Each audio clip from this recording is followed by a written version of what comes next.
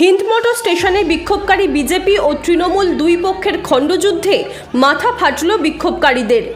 সকাল থেকেই বিজেপির ডাকা বাংলা বন্ধে শোরগোল শুরু হয়েছে বিভিন্ন জায়গায়। বেলা 11টা নাগাদ হিন্দমোটর স্টেশন অবরোধ করেন বিক্ষোভকারী বিজেপি সমর্থকরা। ট্রেন লাইনে ট্রেন থামিয়ে চলে অবরোধ।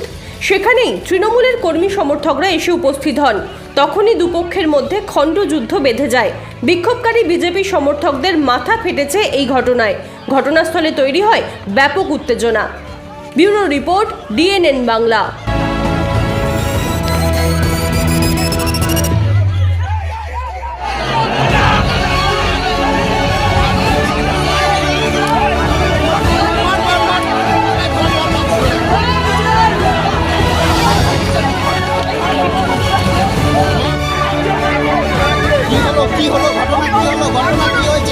ঘটনা কি হয়েছে বলুন।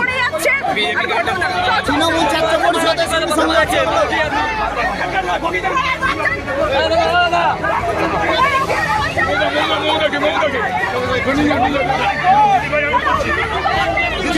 কি হয়েছে ট্রেন বন্ধ ছিল এবং কার্যত তৃণমূল ছাত্র পরিষদের সমাবেশকে বাধা চেষ্টা। আজকে তৃণমূল ছাত্র পরিষদের প্রতিষ্ঠার দিন। আজকে কোন রকম ভাবে এরা একটা ইচ্ছাকৃত ভাবে বন্ধ করেছে।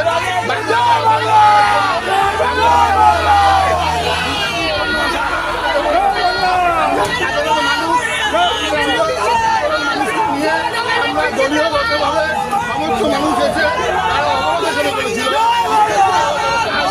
এবং